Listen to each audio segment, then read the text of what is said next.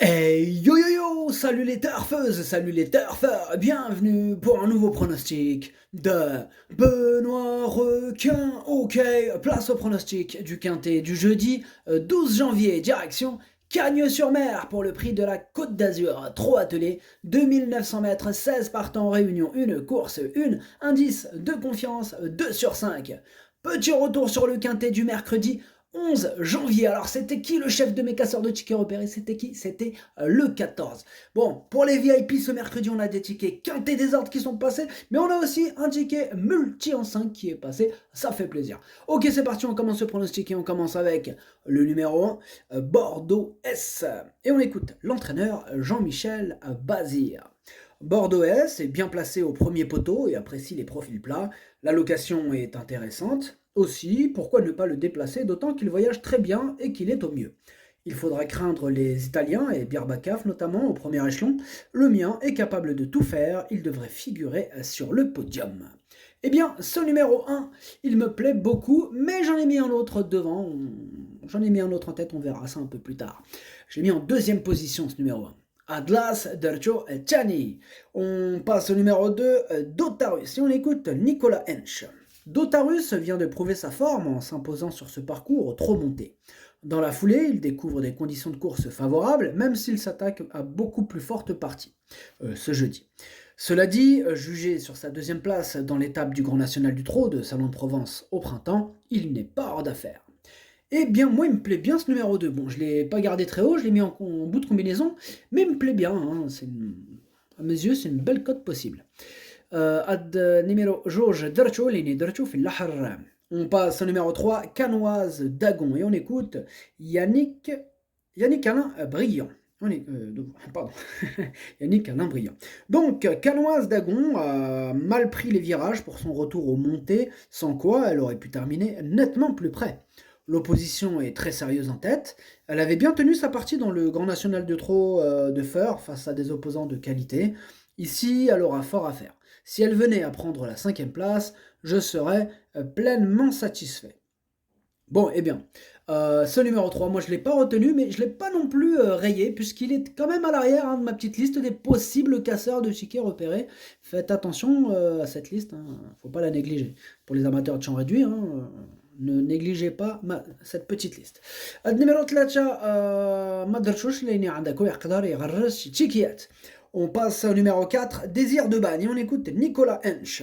Désir de Bagne avait été arrêté après sa castration. Il a couru à plusieurs reprises depuis la fin de l'été et semble revenu à un bon niveau, même si j'aurais aimé le voir plus tranchant lors de sa dernière course. Depuis, j'ai essayé de le préparer au mieux pour cet engagement. Il sera cette fois déféré des 4 pieds. Il peut manquer d'une vraie course, mais il garde son mot à dire. Eh bien, ce numéro 4, en revanche, lui, je ne l'ai pas retenu. Ad numéro 4, Madrchouch. On passe au numéro 5, Fuego de Well, et on écoute Rémi Mourlon. Fuego de Well est en forme, mais c'est vrai qu'il monte très nettement de catégorie. Sa tâche s'annonce compliquée. J'effectue le déplacement pour Hold of Comtal, bien engagé et capable d'accrocher une place. Ce numéro 5 non plus, je ne l'ai pas retenu. Ad numéro 5, Madrchouch. On passe au numéro 6, Birbacaf. On n'aura pas les commentaires de l'entraîneur. L'entraîneur, c'est Enrico Belley. Il est parti à la pêche. Alors, ce numéro 6, en revanche, je l'ai retenu. C'est lui, le 8e de mon pronostic. Ad numéro 7, Wal Chamendieli.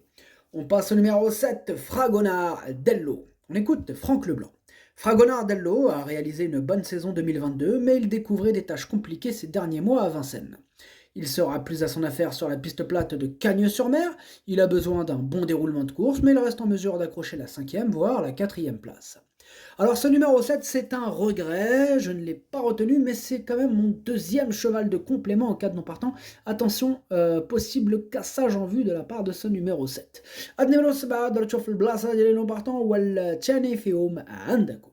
On passe au numéro 8, Flamme Vive, et on écoute Franck Leblanc. Flamme Vive vient enfin de renouer avec le succès sur les 2150 mètres de Cagnes-sur-Mer. Dans la foulée, elle découvre un engagement favorable à la limite du premier recul. L'allongement de la distance ne va pas la déranger. Certes, elle affronte de sérieux clients, mais elle est en retard de gain. Elle a une belle carte à jouer. Eh bien, c'est ce numéro 8 mon gros regret. C'est vraiment lui, c'est mon cheval de complément en cas de non partant. عاد نيميرو 8 درتو في البلاصة ديال لي نومبورطون تا هو وليني هو الأول ديالهم عندكم. On passe au numéro 9, Fighter Smart, et on n'aura pas les commentaires de l'entraîneur. Normal, hein, c'est Junior Guelpa. Lui, il n'est pas parti pêcher. Lui, il joue au poker. Lui. Ah, il est là. Pastille rouge, pastille rouge, pastille rouge. Et il te balance des pastilles rouges. Waouh, c'est de la folie. Enfin bref, ce numéro 9, Junior Guelpa. Ouais, il commence à taper sur le système, hein, Junior. Faut qu'il se calme un petit peu avec ses pastilles rouges, le mec, là. Il faut qu'il se détende. Enfin bref, je ne l'ai pas retenu cette fois-ci, Junior Guelpa. Ce numéro 9, je ne l'ai pas retenu, mais il est en plein milieu de ma petite liste des possibles casseurs de tickets repérés. Donc attention, hein. Attention, c'est quand même Junior Guelpa, entraîneur. Alors, numéro 7, Madrchouch, لأن عنده يقدر يغرس شي تشيكيات. On passe au numéro 10, Go On Boy, et on écoute Romain Derieux. Go On Boy a 2 courses dans les jambes et revient progressivement à un bon niveau. Il progresse avec les courses et le travail, néanmoins il est difficile de lui trouver des engagements. Il est souvent éliminé. Aussi, je fais le déplacement ici, je vais le munir de Top Gun pour la première fois. Il est quasiment invaincu à Cagnes, il faut rendre la distance, mais il est compétitif. Moi, ce numéro 10, il me plaît beaucoup, je l'ai gardé très haut, en 3e position. Ad numéro 10, Darcho Chalet. On passe au numéro 11, Charlie de Launay. Et on n'aura pas les commentaires de l'entraîneur. Encore Junior Guelpa. Bon, évidemment, hein, on s'attend à ce qu'ils mettent aussi une pastille rouge, hein, l'emoji rouge. Hein, voilà, donc Junior Guelpa. Ouais. Grand bluffeur, Junior Guelpa. Bon, ce numéro 11, je ne l'ai pas retenu. Ad-Dash Maderchouch. On passe au numéro 12, Ben Gurion Jet. Et on écoute Andrés Baldura. Ben Gurion Jet vient de bien se comporter sur les 2700 mètres du prix Ténor de Beaune. Il sera encore plus à son affaire sur le parcours de Cagnes-sur-Mer. Il n'est pas aussi endurci que Zachary Abar, mais il n'y a pas grand-chose à lui reprocher. En rendant la distance, il faudra que tout se passe bien, mais une place est à sa portée. Eh bien, ce numéro 12, je l'ai retenu assez haut, en 4e position. Il me plaît bien. Ad numéro 12, Dorcho Rabat.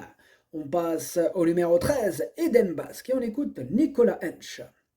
Eden Basque avait été arrêté après l'été. Il a désormais 3 courses dans les jambes et sa dernière tentative le montre sur la montante.